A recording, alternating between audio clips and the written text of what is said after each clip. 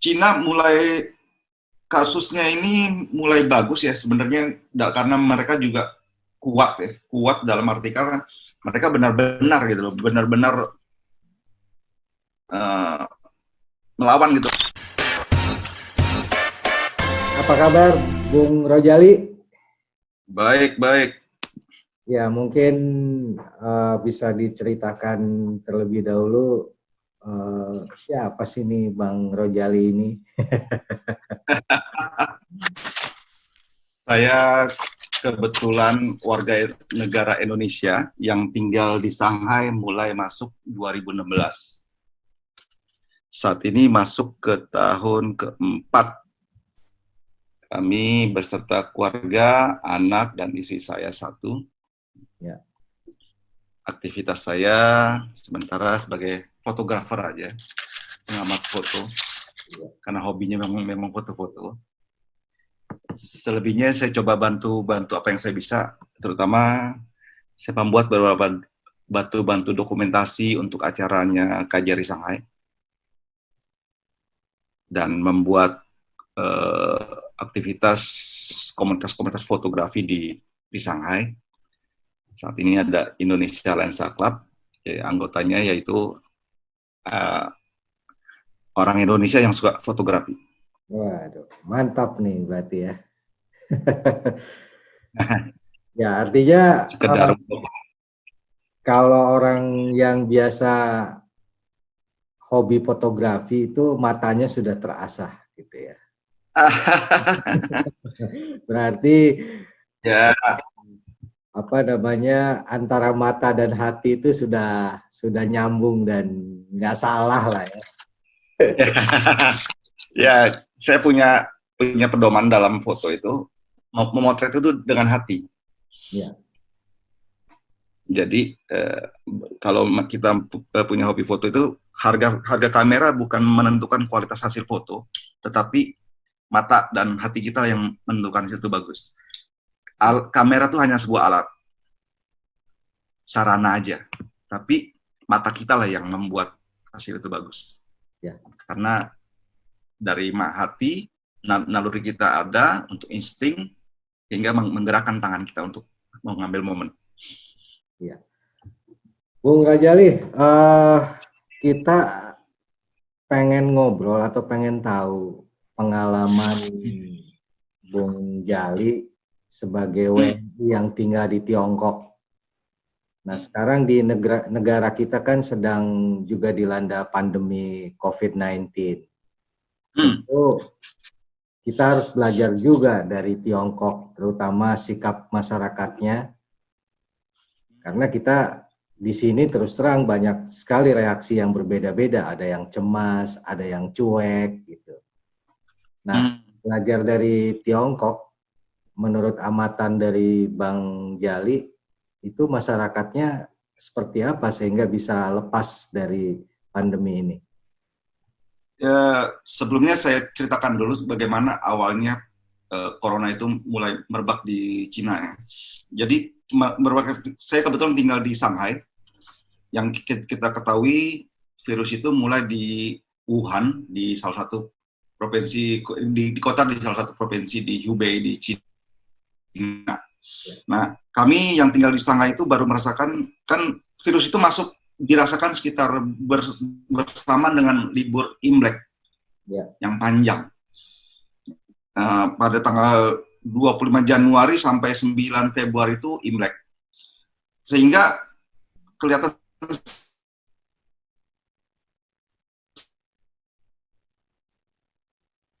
sepi. Shanghai yang merupakan kota ekonomi kan kelihatan.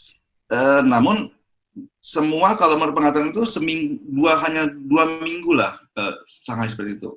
Terus saya mencoba mencari informasi, terutama ke KJRI sebagai tempat kita bernaung kan sebagai warga negara. Apa yang terjadi, Pak? Saling koordinasi dan bagaimana, seperti apa situasinya. Nah, kasusnya ini kan tidak ada kesan, sebenarnya di Shanghai itu tidak ada rasa kepanikan sebenarnya. Karena memang jaraknya jauh juga dari terpokosat virusnya di Wuhan, dan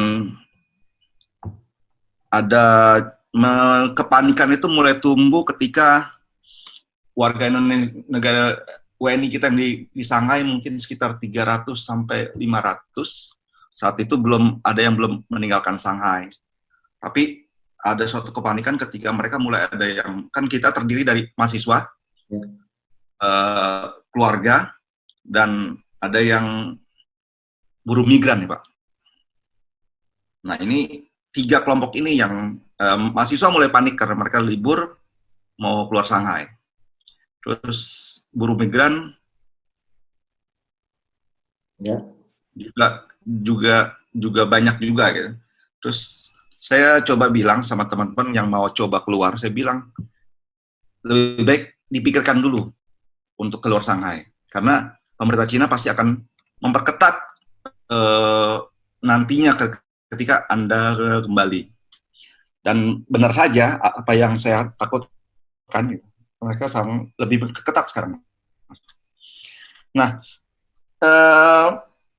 2-3 hari awal merebak kasus corona ini ada kepanikan karena adanya kelangkaan masker.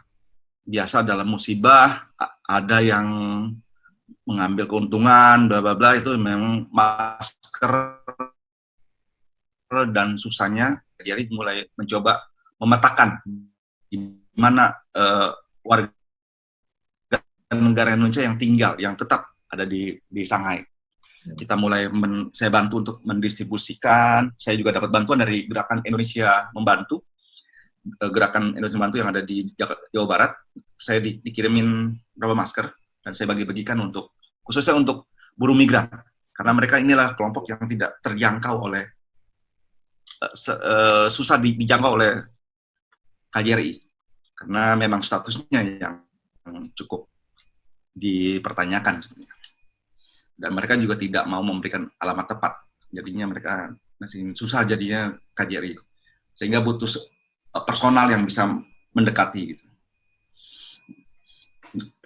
Seluruh warga Indonesia dalam hubungan itu sebenarnya dalam keadaan sehat-sehat semuanya, tidak ada masalah.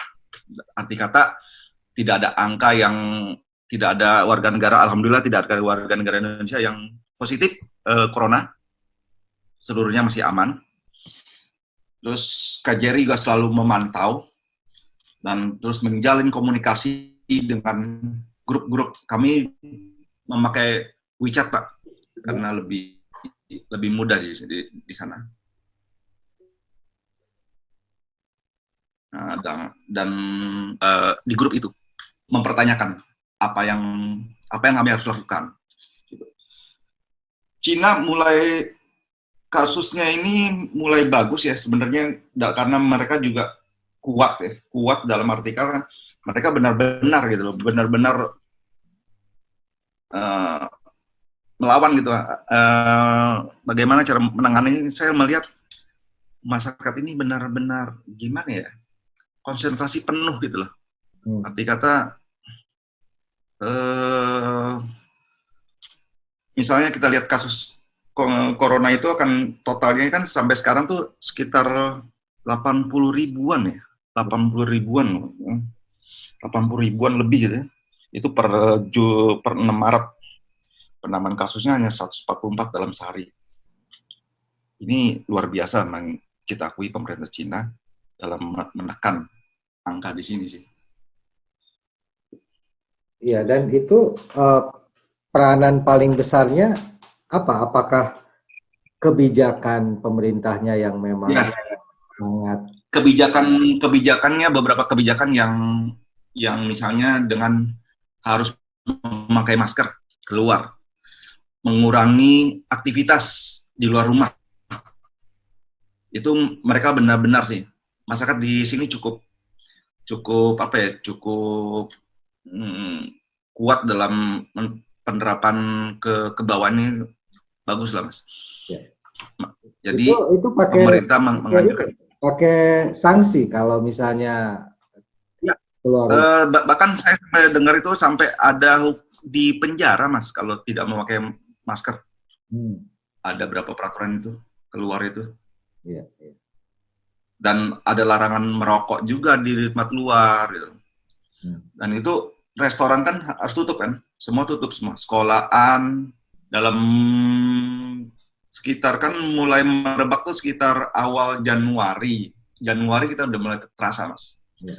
Terasa puncaknya tuh sekitar di bulan Februari lah ya, itu mulai tutup sekolahan, fasilitas umum semua ditutup sama pemerintah. Termasuk Misalnya kafe, fasilitas umum semua ditutup, taman, kafe semua ditutup.